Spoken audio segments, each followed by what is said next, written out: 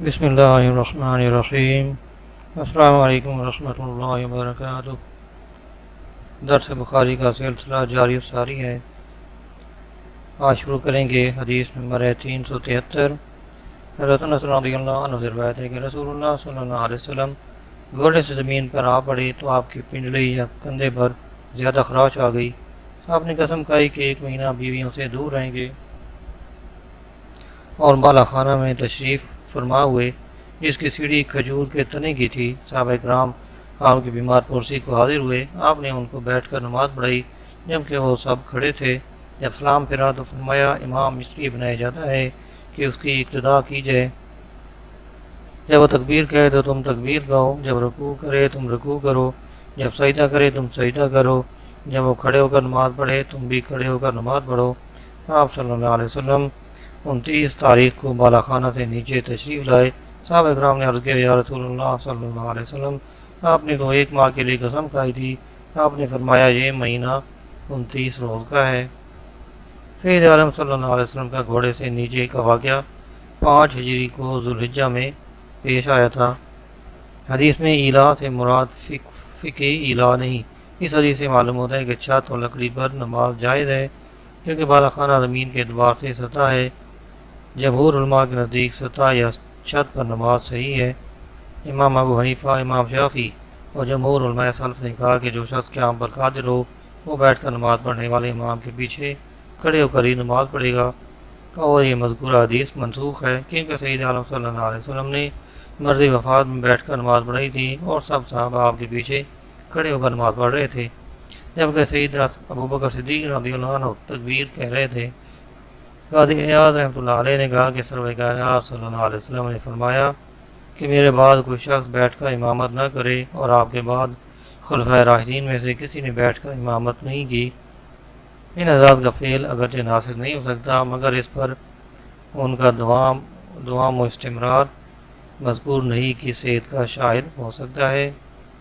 امام ترمذی اور نسائی نے ام المومنین حضرت عائشہ رضی اللہ عنہ سے روایت کی کہ جس مرض میں سید عالم صلی اللہ علیہ وسلم نے وفات پائی اس میں آپ نے حضرت ابوبکر صدیق رضی اللہ عنہ کے پیچھے بیٹھ کر نماز پڑھی تھی۔ اس حدیث کو ترمذی نے حسن صحیح کہا ہے، حالانکہ ناسخ حدیث بھی حضرت ام المومنین عائشہ رضی اللہ عنہ سے روایت ہے، مگر ان میں تعارض نہیں، کیونکہ جس نماز میں سرور کائنات صلی اللہ علیہ وسلم امام تھے وہ ہفتہ یا اتوار کے روز ظہر کی نماز تھی، اور جس نماز میں ابوبکر صدیق رضی اللہ عنہ کے مقتدی تھے وہ پیر کے روز صبح کی نماز تھی۔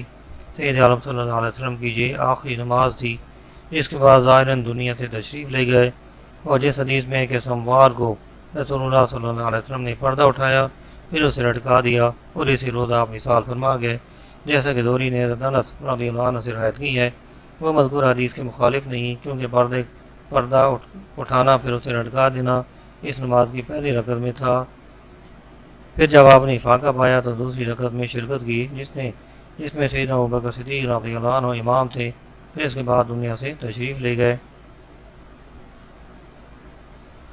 اگلا باب ہے جب نمازی کا کپڑا سجدہ کرتے وقت اس کی بیوی کو لگے۔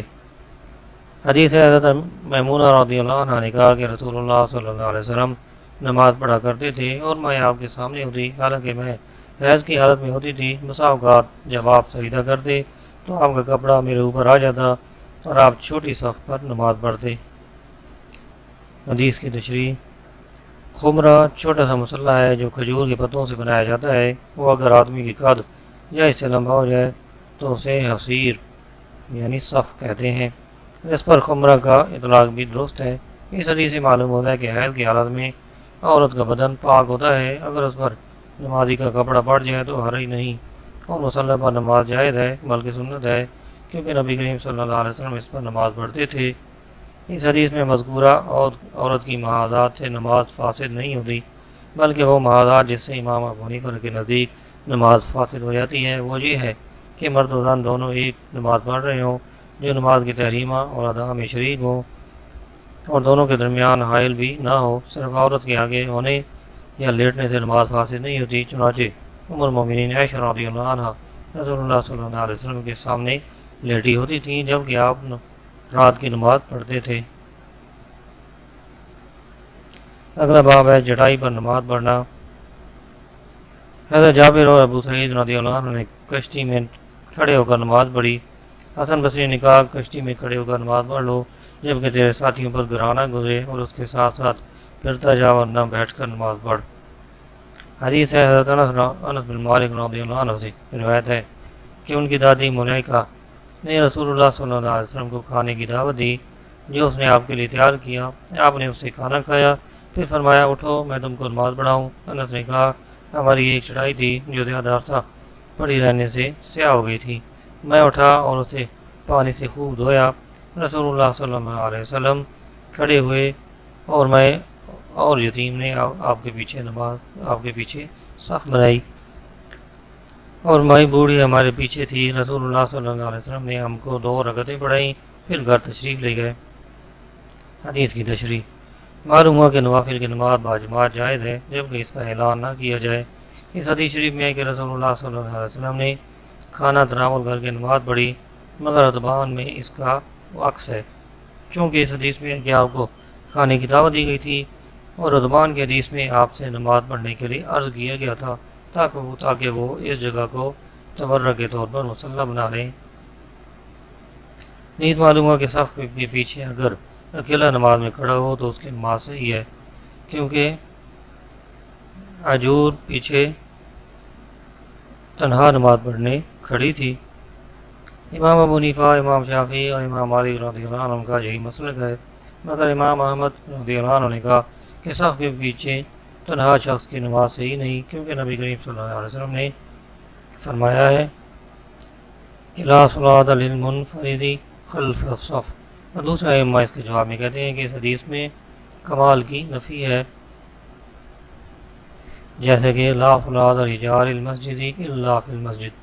اس حدیث سے معلوم ہوتا ہے کہ لفظ اسلام فرض نہیں، کیونکہ انصراف میں اسلام کا لفظ مذکور نہیں ہے۔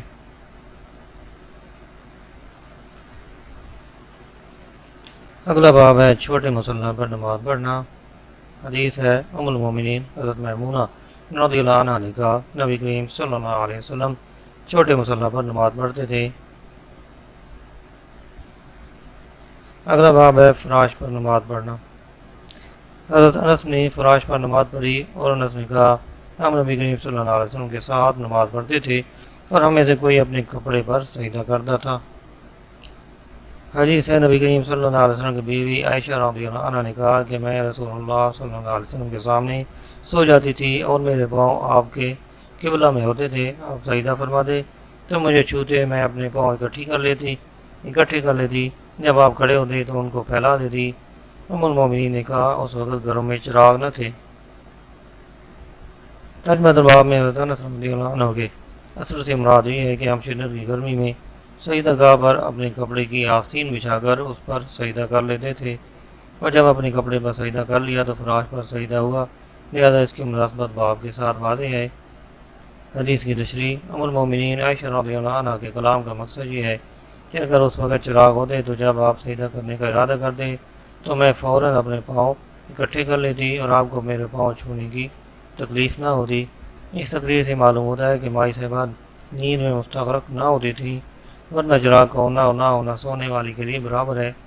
اس حدیث سے معلوم ہوتا ہے کہ نمازی کے آگے اور سامنے عورت ہو اس کی نماز باطل نہیں ہوتی، اگر وہ آگے گزر جائے جب بھی کوئی حرج نہیں۔ جمہور فقہا جن میں امام ابو حنیفہ، مالک اور شافعی بھی شامل ہیں، ان کا یہی مسلک ہے، اور جس حدیث میں یہ ہے کہ عورت، کتا اور گدھا آگے سے گزر جائیں تو نماز قطع ہو جاتی ہے، اس کا مطلب یہ ہے کہ ان کا نمازی کے آگے سے گزرنے سے خشوع و خضوع جاتا رہتا ہے، نماز باطل نہیں ہوتی، یا وہ حدیث منسوخ ہے،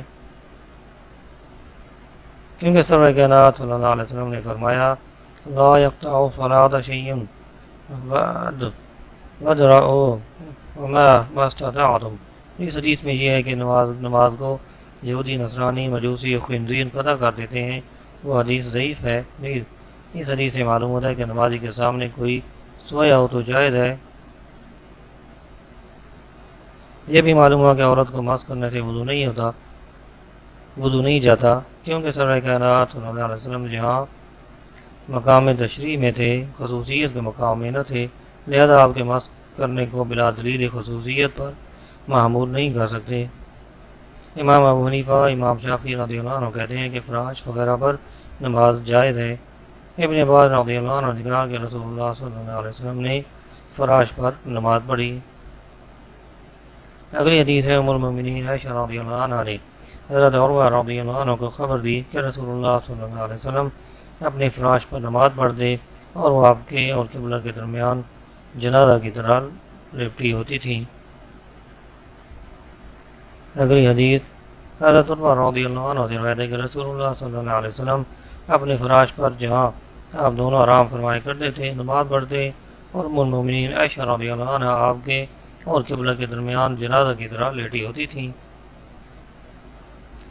ان حدیث کی تشریح: پہلی حدیث میں علی فراش اہلہ اور دوسرے میں علی الفراش الذی ینامان علیہ ذکر کیا، اور الذی ینامان علیہ کی قید کا فائدہ اس امر پر آگاہ کرنا ہے کہ یہ وہ فراش تھا جس پر آپ آرام فرمایا کرتے تھے۔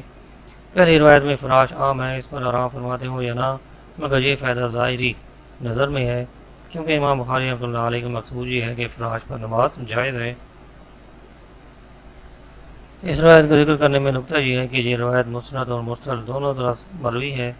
یہ روایت مرسل ہے مگر معمول اس پر ہے کہ عروہ نے ام المومنین سے سنا ہے، چنانچہ پہلی روایت اس پر دلالت کرتی ہے کہ ام المومنین نے عروہ کو خبر دی۔ ان دونوں حدیثوں کی ترجمہ سے مناسبت ظاہر ہے۔ اگلا باب ہے شدت کی گرمی میں کپڑے پر سجدہ کرنا۔ حسن بصری نے کہا کہ صحابہ کرام امامہ اور ٹوپی پر سجدہ کرتے اور ہر ایک کے ہاتھ اس کی آستین میں ہوتے۔ حدیث ہے حضرت انس بن مالک رضی اللہ عنہ نے کہا کہ ہم نبی کریم صلی اللہ علیہ وسلم کے ساتھ نماز پڑھتے تو ہم سے کوئی سخت گرمی کی وجہ سے اپنے کپڑے کا کنارہ سجدہ کی جگہ رکھ لیتا۔ اس حدیث میں امام ابو حنیفہ، امام مالک اور امام احمد رضی اللہ عنہ نے استدلال کیا ہے کہ سخت گرمی اور اس طرح سخت سردی میں کپڑے پر سجدہ کرنا جائز ہے۔ امام شافعی رضی اللہ عنہ کے نزدیک ناجائز ہے اور یہ حدیث ان پر حجت ہے، اور کور امامہ پگڑی کے پیچ پر سجدہ کرنا امام ابو حنیفہ کے نزدیک جائز ہے، جبکہ ماتھا اچھی طرح جم جائے اور اگر صرف مس کیا اور داب نہ دی تو سجدہ نہ ہوگا۔ ابن ابی شیبہ نے مصنف میں ابو اسامہ کے طریق سے روایت کی ہے کہ نبی کریم صلی اللہ علیہ وسلم کے اصحاب نماز کی حالت میں سجدہ کرتے اور ان کے ہاتھ کپڑوں میں ہوتے۔ ان میں سے کوئی شخص اپنی ٹوپی اور امامہ پر سجدہ کرتا بارگاہ۔ اس حدیث سے معلوم ہوتا ہے کہ کپڑا بچھا کر اس پر سجدہ کرنا جائز ہے۔ اگلا باب ہے جوتوں سمیت نماز پڑھنا۔ حضرت ابو مسلمہ سعید بن جبیر ازدی نے کہا میں نے انس بن مالک سے پوچھا کیا نبی کریم صلی اللہ علیہ وسلم جوڑے سمیت نماز پڑھتے تھے؟ اس نے کہا ہاں۔ ابن بطال نے کہا کہ علماء کے نزدیک اس حدیث کا معنی یہ ہے کہ جب جوتوں کے ساتھ نجاست نہ لگی ہو تو ان میں نماز پڑھنے میں کوئی حرج نہیں، اگر نجاست لگی ہو تو اسے صاف کرے۔ امام ابو حنیفہ اور امام مالک رضی اللہ عنہ نے کہا کہ اگر جوتے سے تر نجاست لگی ہو تو وہ دھوئے بغیر صاف نہیں ہوتا، اگر خشک نجاست ہو تو پوچھنے سے صاف ہو جاتا ہے۔ جوتوں سمیت نماز پڑھنا جائز ہے۔ ابو داؤد نے شداد بن اوس سے روایت کی کہ رسول اللہ صلی اللہ علیہ وسلم نے فرمایا یہود کی مخالفت کرو، وہ جوتوں اور موزوں میں نماز نہیں پڑھتے۔ امام شافعی رحمۃ اللہ علیہ نے کہا نجاست موزہ یا جوتوں پر دھونے کے بغیر پاک نہیں ہوتی۔ یہودیوں کی مخالفت کے لیے ان میں نماز پڑھنا مستحب ہے، مسنون نہیں، کیونکہ جوتوں میں نماز پڑھنا اصل مقصد نہیں۔ ابو داؤد میں عمر بن شعیب کے اسناد سے مروی ہے کہ میں نے رسول اللہ صلی اللہ علیہ وسلم کو جوڑا پہنے ہوئے اور ننگے پاؤں نماز پڑھتے دیکھا ہے۔ بہرحال جوتوں میں نماز پڑھنا جائز ہے، وہ اس قدر نرم ہونے چاہیے کہ پاؤں زمین کی صلابت محسوس کریں اور انگلیوں کے پیٹ زمین پر لگے، ورنہ جائز نہیں ہے۔ اگلا باب ہے موضوع میں نماز پڑھنا۔ حمام بن حارث نے کہا میں نے جریر بن عبداللہ کو دیکھا کہ انہوں نے پیشاب کیا، پھر وضو کیا اور موضوع پر مسح کیا، پھر کھڑے ہوئے اور نماز پڑھی۔ ان سے جا پوچھا گیا تو کہا میں نے نبی کریم صلی اللہ علیہ وسلم کو اس طرح کرتے دیکھا ہے۔ ابراہیم نخعی رحمۃ اللہ علیہ نے کہا لوگوں کو یہ حدیث خوش کرتی تھی کیونکہ جریر رضی اللہ عنہ سب سے آخر میں مسلمان ہوئے تھے۔ حدیث کی تشریح: جریر رضی اللہ عنہ کی حدیث لوگوں کو اس لیے اچھی معلوم ہوتی تھی کہ وہ سید عالم صلی اللہ علیہ وسلم کی حیات طیبہ کے آخری وقت میں جس سال آپ نے وصال فرمایا مسلمان ہوئے۔ ان کے عجاب کی وجہ یہ تھی کہ یہ حدیث مسح کا حکم باقی رکھتی ہے اور اس کے عدم نسخ پر دلالت کرتی ہے، کیونکہ بعض لوگ کہتے ہیں کہ سورہ مائدہ میں وضو کی آیت سے مسح منسوخ ہو چکا ہے۔ اس حدیث سے معلوم ہوتا ہے کہ موضوع پر مسح منسوخ نہیں، کیونکہ حضرت جریر رضی اللہ عنہ سورہ مائدہ کے نزول کے بعد مسلمان ہوئے۔ اگر موضوع پر مسح منسوخ ہوتا تو جریر کیوں مسح کرتے اور پھر یہ کہتے کہ میں نے نبی کریم صلی اللہ علیہ وسلم کو موضوع پر مسح کرتے دیکھا ہے۔ علامہ عینی نے کہا کہ موضوع پر مسح میں حدیث تواتر تک پہنچتی ہیں۔ کثیر علماء کی یہی رائے ہے۔ اس حدیث سے معلوم ہوا کہ کسی کے قریب ہوتے ہوئے پیشاب کرنا جائز ہے، اگر سنت یہ ہے کہ پیشاب پردہ میں کیا جائے اور موضوع پر مسح جائز ہے۔ اگلا باب ہے جب پورا سجدہ نہ کرے۔ حضرت حذیفہ رضی اللہ عنہ نے ایک شخص کو دیکھا جو رکوع و سجود پورا نہ کرتا تھا۔ جب اس نے نماز ادا کر لی تو اسے حذیفہ نے کہا تو نے نماز نہیں پڑھی؟ ابو وائل نے کہا میں گمان کرتا ہوں کہ حذیفہ نے کہا اگر تمہارے ادا تو سیدنا محمد مصطفیٰ صلی اللہ علیہ وسلم کی سنت کے خلاف مرتا۔ حدیث کی تشریح۔ ابن مدار رحمۃ اللہ علیہ نے کہا یعنی تو نے کامل نماز ادا نہیں کی، چونکہ اس نے اچھی طرح نماز نہ پڑھی تھی اس لیے اس کے عمل کی نفی کی۔ جیسے جب سانے اچھا کام نہ کرے تو اسے کہا جاتا ہے تو انہیں کچھ نہیں کیا، اسے مراد کمال کی نفی ہوتی ہے۔ ابن مدار نے کہا اس حدیث کی دلالت اس پر ہے کہ نماز میں طمانینت سنت ہے۔ امام ابو حنیفہ اور محمد کا یہی مسلک ہے۔ امام ابو یوسف اور شافعی کے نزدیک فرض ہے۔ اگلا باب ہے سجدے میں اپنے بازو کھول دے۔ حدیث ہے حضرت عبداللہ بن مالک رضی اللہ عنہ نے روایت کی کہ سرور کائنات صلی اللہ علیہ وسلم جب نماز پڑھتے تو دونوں ہاتھوں کو کھول دیتے حتیٰ کہ آپ کے بغلوں کی سفیدی ظاہر ہو جاتی۔ ریس نے کہا مجھے جعفر بن ربیعہ نے اس طرح خبر دی۔ حدیث کی تشریح۔ یعنی سرور کائنات صلی اللہ علیہ وسلم اپنے دونوں ہاتھوں اور پہلوؤں کو خوب گشادہ کرتے۔ اس میں حکمت یہ تھی کہ اس طرح ایک تو تواضع و انکساری ہوتی ہے اور دوسرے پیشانی زمین پر اچھی طرح مستقر ہوتی ہے، سستی وغیرہ دور ہو جاتی ہے۔ اس حدیث کی غرض یہ ہے کہ نمازی سجدہ میں اپنے بازو پہلوؤں سے نہ لگائے۔ ابتن سے مراد حقیقتاً بغل ہے جبکہ وہ مستور نہ ہو۔ اگر مستور ہو تو مراد بغل کے کپڑے کی سفیدی ہے۔ ام المومنین میمونہ رضی اللہ عنہ نے کہا جب رسول اللہ صلی اللہ علیہ وسلم سجدہ کرتے تو آپ کے دونوں ہاتھوں کے درمیان سے بکری کا بچہ گزرنا چاہتا تو گزر سکتا تھا۔ اس طرح کشادگی سے سجدہ کرنا مردوں کے لیے سنت ہے اور عورت اور خسرہ اعضاء کو اکٹھا کر کے سجدہ کریں تاکہ پردہ رہے۔ حضرت عبداللہ بن مسعود رضی اللہ عنہ اور ابو ذر رضی اللہ عنہ نے کہا کہ نمازی اپنی کونیاں رانوں پر سجدہ کی حالت میں رکھ سکتا ہے۔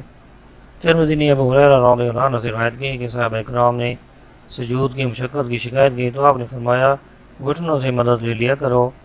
حضرت عبداللہ بن عمر رضی اللہ عنہ سے کسی نے پوچھا کہ سجدہ کی حالت میں اپنی کونی ران پر رکھ لوں؟ انہوں نے کہا جیسے آسانی ہو سجدہ کرو۔ بہرحال اس مسئلہ میں وسعت ہے۔ صحابہ کرام رضی اللہ عنہ ہاتھ اور پہلو کشادہ بھی کرتے تھے اور اکٹھے بھی کر لیتے تھے۔ فرائض اور نوافل کا ایک ہی حکم ہے۔